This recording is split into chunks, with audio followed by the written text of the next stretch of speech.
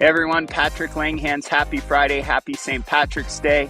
Check out that sunrise. I had to do my video with that beautiful background. We're gonna watch the sunrise come up. It's gonna be a great week.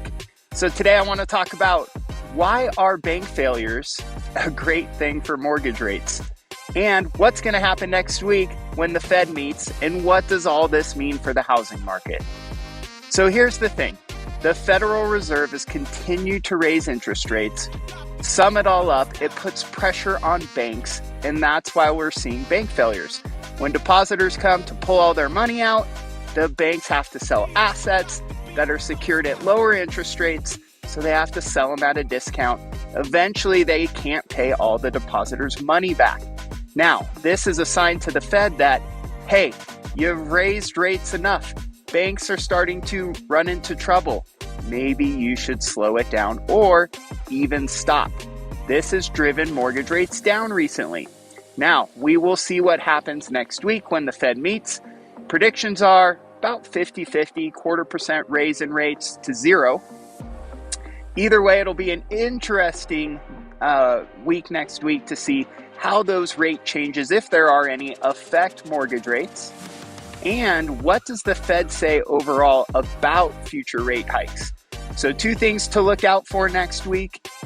Does the Fed raise the rate, and what does that do to mortgage rates? And then also very important, what do they say? Because sometimes the words they use will change what happens to rates. Now, what does that all mean for the housing market?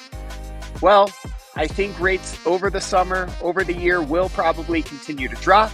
And as rates drop, that means more buyers qualify. More buyers who qualify out there shopping means more competition. Overall, the housing industry is still strong because there's just not enough houses. And we're seeing 2 things out there. Either the house is nice, fixed up, in a good area, selling in a week or less, multiple offers, over asking price, not much negotiation there for the buyer. So that's one extreme. The other extreme is they're sitting for a while. So I'm telling all my clients, hey, if you see a property that's been on the market for 2 weeks and hasn't gone under contract, now's your opportunity. Get out there, make an offer. If the property's been on the market 2 weeks, you can negotiate. You can get seller paid buy downs, seller credits towards closing costs, all these things that help you as a buyer get a better deal in a high interest rate environment. And then later on, when rates drop, hey, maybe you can refinance. So get in before the mad rush when rates do drop. Get a home with some negotiation power, get some seller credits, and then refinance later on. Now, definitely let's have a conversation about refinancing, because refinancing isn't guaranteed for everyone. So we want to set you up for success. If you buy now, we want to tell you what to do over the next 6 months, 12 months, 2 years, whatever it may be, to make sure you're eligible to refinance later on. So if you're a realtor out there or a buyer and you need help this weekend, give me a call. I'm available. We'll help you get under contract, run numbers for you, show you options on a home. We're here to help.